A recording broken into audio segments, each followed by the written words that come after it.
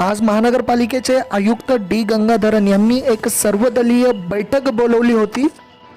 या बैठकीमध्ये सर्व पक्षांना आमंत्रण देण्यात आले होते। यामध्ये काँग्रेस, राष्ट्रवादी काँग्रेस, बहुजन विकास आघाडी, महाराष्ट्र नवनिर्माण सेना, शिवसेना या सर्व पक्षांचा समावेश होता।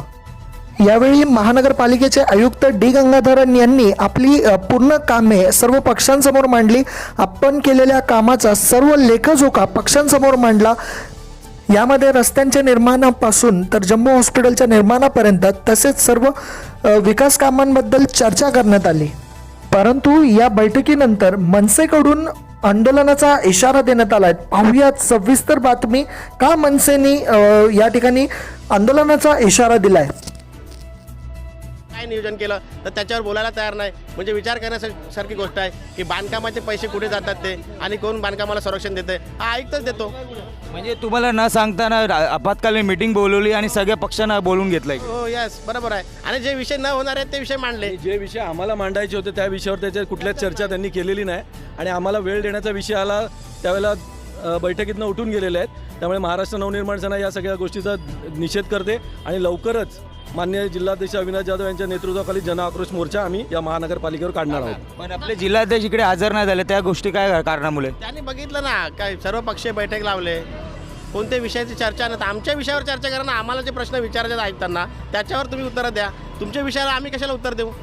आणि जे विषय आहेत त्यांनी सांगितलं ते न घडणारे विषय आहेत ते तुम्ही विचार करा की आज एवढ्या महिन्यानंतर अनधिकृत बांधकाम एवढ्या मोठ्या प्रमाणात झालेत, त्याच्यावर काय नियोजन केलं विचारतं की उत्तरच देत नाही, बोलतच नाही। एवढं एक वर्षात त्यांनी जे काम केलेलं आहे ते फक्त प्रोटोकॉल तुम्हाला दाखवून घेतला, बाकी त्यांचं तुमचं काय नाही आहे। फक्त ते आकडेवारी जे करोडोमध्ये जे त्यांनी बजेट निर्माण केलेलं आहे की आकडे फुगून दाखवलेले आहेत त्याच्यावरच त्यांनी बोलणं केलं। काम पूर्णत्वास आलेलं कुठल्याच प्रकारचं नाही आहे। हे मला वाटतं कुठल्या तरी एका पक्षासाठी केलेलं हे राजकारण आहे त्यांचं, असा आमचा आरोप आहे। काय माहिती आहे का, आता तुम्ही इनडायरेक्टली तुम्ही विरोध करताय का त्यांनी हे काम केलेलं आहे? एक लक्षात घ्या, आता निवडणुका जवळ आलेल्या आहेत, बरोबर आहे। आणि आता कोणतरी त्या कामाचं भूमिपूजन करणार, श्रेय घेणार आणि निवडणुकीसाठी त्याचा वापर करणार, पण हे एकही काम होणार नाही, मी तुम्हाला सांगतो। हे न कामं केलेले तुम्हाला काम दाखवले? हो यस, 100%। याच्या मनसेच्या काय पत्रिका राहणार आहे तुमच्या? थोड्याच दिवसात 4-5 दिवसातच बघा ना, आक्रोश मोर्चा आमचा निघणार म्हणजे निघणार आणि त्याला सामोरे जावं लागणार आयुक्तांना। लॉकडाउन शुरू हुआ तो जून महीने तक हमारा टर्म था, लेकिन कोई मीटिंग नहीं हुआ। तो मीटिंग नहीं होने के बावजूद साहब और उनके सारे अधिकारी कर्मचारी इन्होंने क्या काम किया उसका नॉलेज आज सारे पक्ष को दिया गया। मला असं वाटत नाही आता तिथे सर्व पक्ष होते। माझ्या माहितीप्रमाणे आम्ही शिवसेना पक्षातर्फे होतो, BJPचे पदाधिकारी होते, काँग्रेसचे होते, राष्ट्रवादीचे आणि मनसेचे होते आणि आम्हाला याचा सकाळी निरोप आला आणि आज आम्ही आलो। खासकर मनसे का कहना है कि उन्हें समय नहीं दिया गया उनकी बात रखने का। उनके तो 3 लोग आए थे और काफ़ी अच्छा उन्होंने डिस्कशन किया, ये तो मेरे सामने हुआ। सर्वदलीय बैठक तो बुलाई थी, लेकिन किसी एक पक्ष का एजेंडा वहाँ पे रखने के लिए उन्होंने ये बैठक बुलाई थी कि इस पार्टी ने या इस जो जिनके वो चाहने वाले हैं उस पार्टी का खाली फेवर करने के लिए मैंने 8 महीने में 9 महीने में कोविड में ये काम किया, ये दिखाने की बात उन्होंने खाली रखी है। और जो करोड़ों का जो उन्होंने प्रस्तावित काम किया है वो दिखाया, बाकी कुछ दिखाया नहीं है वहाँ पे। तो किस दल का एजेंडा उन्होंने रखा है आपके सामने? अभी किस दल का, जिस दल का यहाँ पे सरकार है उस दल का एजेंडा उन्होंने यहाँ पे रखा है। हमारी मांग यही थी कि हमें आपके साथ बैठक करनी है और बैठक करने में हमारे जो लोकल यहाँ के विधौसे विरार के नागरिक है वहाँ के इश्यू है वो डिस्कस करने गए, लेकिन वहाँ से वो बैठक में से वहाँ से उठ के चले गए और उन्होंने कोई भी प्रतिक्रिया उस पर नहीं दी। इसके लिए माननीय सम्माननीय हमारे अविनाश जाधव इनके नेतृत्व में आने वाले कुछ दिनों में यहाँ पे जन आक्रोश मोर्चा निकलेगा और उसकी सब जिम्मेदारी आयुक्त साहब की होगी।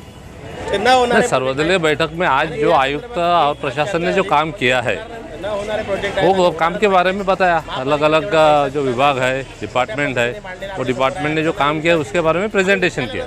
आज आयुक्त ने वसई तालुका में जो राजनीतिक पार्टियां हैं उनकी प्रमुखों की एक बैठक बुलाई थी। कोविड कार्यकाल में उन्होंने जो काम किया और आने वाले कार्यकाल में आए चुनाव है, बारिश है, चुनाव होने के लिए 3-4 महीना है, आयुक्त का प्रशासन काल भी 3-4 महीना और बढ़ सकता है। तो उस कार्यकाल में आयुक्त क्या करना है, क्या करने वाले हैं उसकी जानकारी देने के लिए और यहाँ के जनप्रतिनिधि जो पहले रह चुके हैं और पॉलिटिकल पार्टी के जो पदाधिकारी है, नेता है, उनसे जानकारी लेने के लिए कि किस तरह से विकास होना चाहिए, उसमें कुछ सुझाव देने के लिए आज का मीटिंग आयुक्त ने बुलाया था। उस मीटिंग में बहुत विषय पर चर्चा हुई, पानी के विषय में चर्चा हुई, परिवहन के विषय में चर्चा हुई, स्वच्छता के विषय में भी चर्चा हुई, बांधकाम विषय में भी चर्चा हुई, अनेक मुद्दों पे चर्चा हुई। आयुक्त जो करने वाले उन्होंने बताया, हमने हमारे एक पार्टी के अध्यक्ष के नाते हमने भी हमारे सुझाव दिए कि क्या क्या करना चाहिए। आम्हाला एकच आहे की जी कामं आपल्याला लोकांच्या नागरिकांसाठी जी कामं सांगितलेली आहेत ती पूर्ण करावी ही आमची इच्छा आहे। आणि नाही, याच्यामध्ये सर्व पक्षांना बोलवलेलं, प्रत्येकाने पक्षाची त्याची भूमिका मांडलेली आहे। याच्यामध्ये BJP झाले, शिवसेना झाले, बहुजन वगैरे मनसे झालेले आहेत आणि प्रत्येकाने त्याचे जे मेन प्रतिनिधी होते त्यांना जे उत्तरं त्या टायमाला त्यांना प्रश्न केलेले त्यांनी उत्तरं दिलेले आहे आणि ते टायमिंग दिले, त्या टायमिंगच्या याच्यात जर पूर्ण नाही केली तर प्रत्येकजण त्या आयुक्तांना त्याचा जबाब विचारणार आहे। आता जो आम्हाला चार्ट दिला त्यांनी जी कामं नवीन प्रस्तावित केलेली आहेत, जी लोकप्रतिनिधींनी दिलेली आहे, त्यांनी सुचवलेले आहे, त्याप्रमाणे त्यांनी कामं आम्हाला दाखवलेले आहे। आता ते काम सुरू झाल्यानंतर आम्ही बघूया की काम पूर्ण होतोय की नाही।